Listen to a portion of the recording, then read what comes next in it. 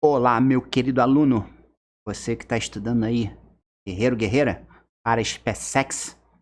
Vamos essa primeira aulinha, onde a gente vai falar da diferença entre grandeza escalar vetorial. Em tese parece ser fácil, talvez você já até saiba, mas eu vou te ensinar um macete muito maneiro no final da aula, então fica ligado que esse macete é muito útil, mas geralmente muitas pessoas erram e têm dúvidas, e eu vou te ensinar esse macete no finalzinho da aula, tá bom? Então é isso, não se esqueça primeiro de dar um like, se inscreve no canal pra gente continuar fazendo esses videozinhos pra vocês. Vem comigo! Vamos começar então a nossa aula fazendo uma pergunta que não é tão trivial assim. Qual é a diferença entre tempo e força? Vamos pegar o filme do Vingador, dos Vingadores? Se eu perguntar pra você quanto tempo dura o filme, suponha que um filme dura 2 horas, o filme dos Vingadores tem 2 horas de duração, 2 horas é o tempo. Agora, eu posso fazer uma outra pergunta. Hulk faz uma força de 200 Newton. Repare que quando eu falo 2 horas, eu defino um número e defino uma unidade. E basta esses dois. Precisa de mais alguma coisa para você entender o que significa 2 horas? Não. Agora, se eu falo que Hulk fez uma força de 200 Newton, olha para a figura. Ele está fazendo essa força para baixo. Mas poderia ser para cima, poderia ser para a esquerda, poderia ser para a direita. E aí o efeito dessa força que ele fez seria totalmente diferente. Concorda comigo? Então aqui eu tenho um número, eu tenho uma unidade. Mas para onde Hulk fez essa força? E aí é que entra a diferença entre tempo e força. São grandezas diferentes, mas principalmente por causa disso aqui. Uma grandeza que ela é escalar, ela é definida por um número e uma unidade. O tempo, que a gente acabou de ver, comprimento. O comprimento do seu quarto tem 3 metros.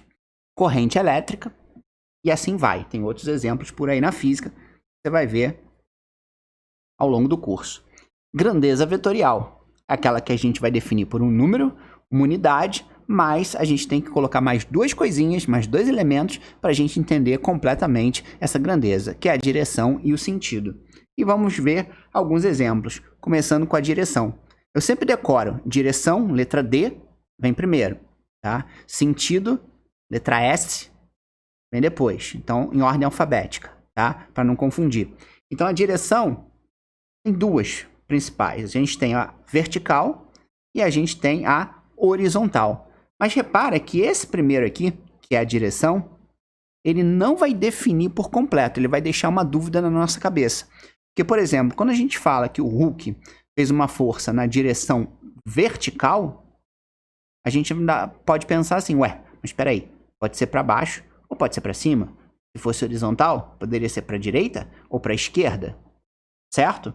Então, matematicamente, além da direção, já que a direção ainda não dá todas as pistas, a gente precisa do elemento sentido.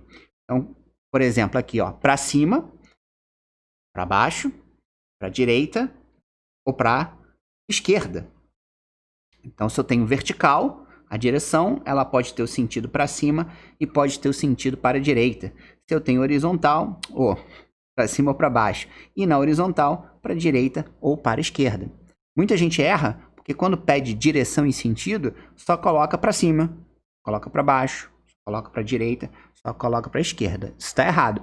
Se você fizer isso, você só está falando o sentido, tá bom? Então sempre pensa na direção como o primeiro que vai dar a primeira pista, mas não vai te dar a resposta completa, e depois o sentido é o que vai dar o sentido, sem trocadilho, mas fazendo trocadilho, da sua grandeza, tá bom? E agora eu vou te ensinar um macete incrível, porque muita gente erra isso, muita gente confunde isso, tá?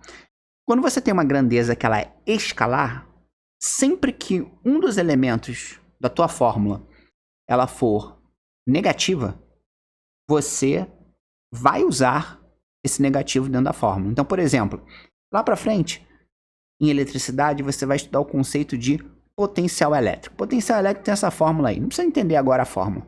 E aí eu dei alguns valores aleatórios. O K vale 1, nem vale 1, é um número grande. Q, que é a carga, vale menos 6 e a distância D vale 2.